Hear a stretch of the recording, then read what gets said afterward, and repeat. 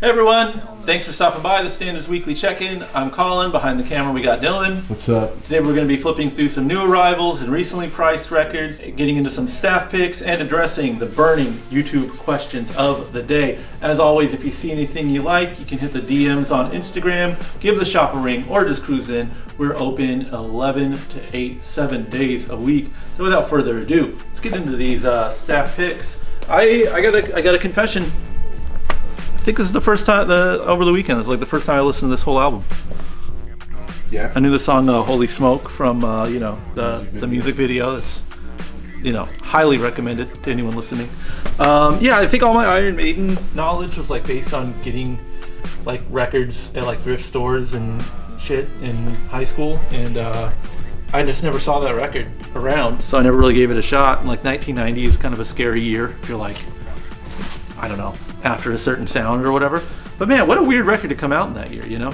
Yeah. I feel like at that point, a lot of bands were either getting like more extreme or like just going way commercial or something.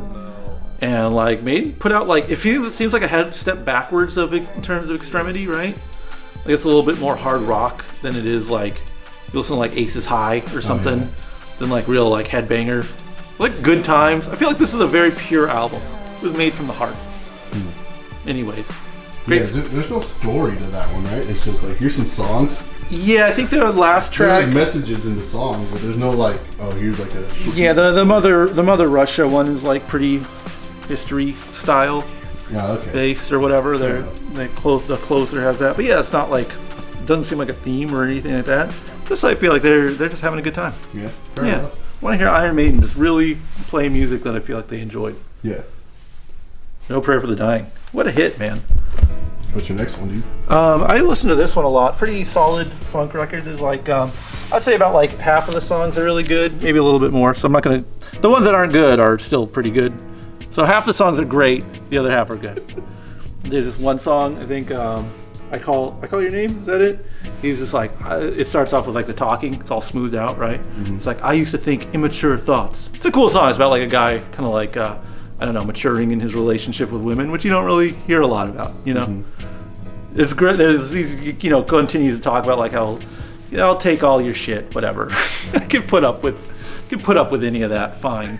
Just beaten down and beleaguered. Yeah. But it starts with I used to think immature thoughts, and I was like, I wanted to skip to that, the punchline of that Mitch Hedberg joke where he's like, I still do, but I used to too. Anyway, so that got on my list. How about yourself? What do you got? I just found out about this album like within the last hour or two of this shift today. Presses, baby. Yeah, you know what? It's actually good. I put it on because I thought it said splooge, but it's splodge. In search of the 7 golden gussets. Which we assume contextually means is British talk for balls. Yeah, like bollocks or something. Maybe there's something you can't say bollocks to or something. Anyway, very like what it looks like. Just like funny. I hate to say this word, like snotty, like UK punk.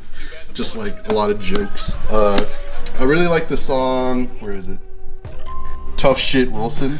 Because he's just telling you a story about some guy that goes through a bunch of shit. It's a country song, right? Yeah. Okay. And then I like Graffiti's good because that's the new anthem of the summer, where the graffiti of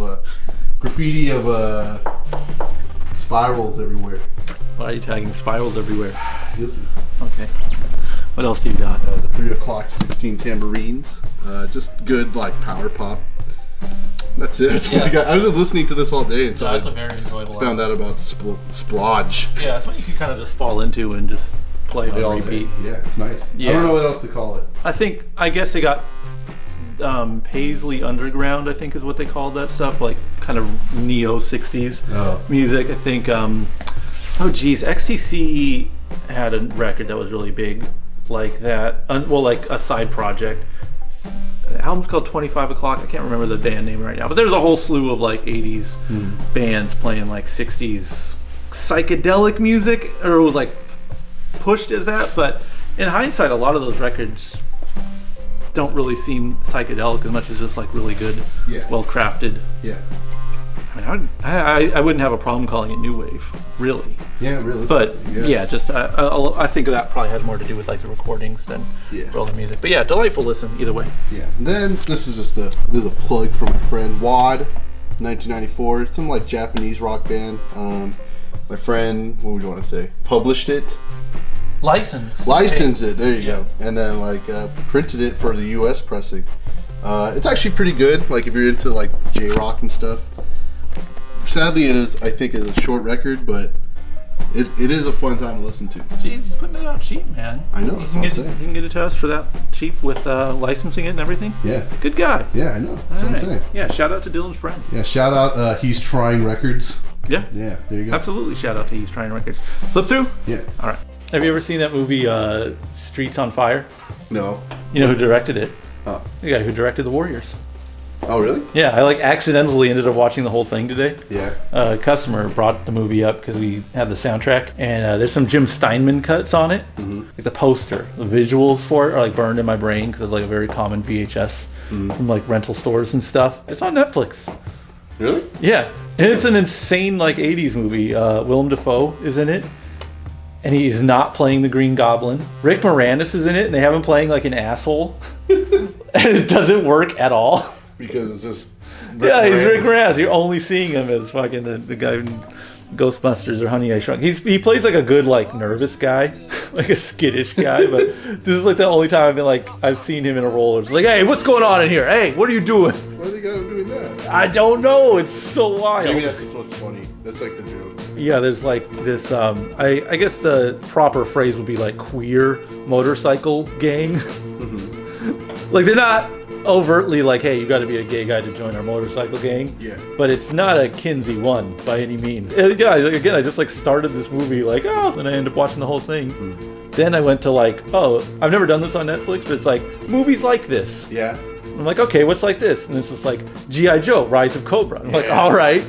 Yo, you went straight to that? Dude, I watched like 3/4 of that movie on accident. Nice. It is addicting. We are both oddly and completely unconnected. Moderate G.I. Joe, Rise of Cobra, and G.I. Joe the second movie fans. Yeah.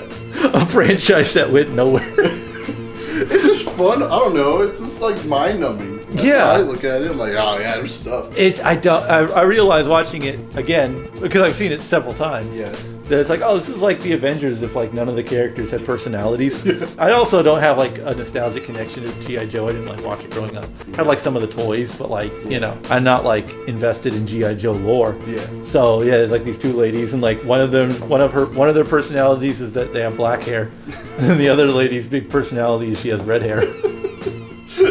The red hair one is the good guy. Yeah. There's no one has. But all that said, it's like it's kind of a sci-fi action film. Yeah. Weird to think of it like that. Yeah, but it is. There's lots of science fiction. Is that our next movie talks that we talked about? The Snake Eyes movie. Hype it up until Snake Eyes. Yeah, I'm watching the shit out of the Snake Eyes movie. Fuck yeah. I forget what the second one is called. The second G.I. Joe movie. What was the first one? Rise of Cobra. And then the second one I think is called there's ninjas in this one now. Oh shit. Yeah. That's sad. It's like a franchise that didn't go anywhere. They had all the makings of it. I mean, in a world where there's like 8 fucking Transformers movies. And only like 2 of them are watchable. And that's giving them a lot of credit. It's like so fucking lame to be like, the Transformers movies suck. It's like, I went into this with the attitude of like, you know what? How bad could this be? Yeah, he's got a sword. There's robots. There's so much money. It's going to be all right. It isn't. All right. Let's get to some YouTube comments. Regular question asker, D Void. Dylan, you ready for this one? Shoot. Dylan, if Jigsaw were to capture you in a trap, what lesson would he be trying to teach you, and would you survive? Can you believe we almost... No, I guess we didn't have a non-Saw related. Yeah, I kept bringing up Saw. Dylan, you have not worked hard enough your entire life. Just being a general slacker. Yeah. Okay. Look where you're at. There's a lot of glass on the floor and you're barefoot. Go ahead, walk through it. I don't know. You have just gone with the flow. Well, water is flowing you away. You can get flushed down a sewer. Oh, Jesus. If you don't go against the flow. So do you think you can get out of a saw trap? Yeah.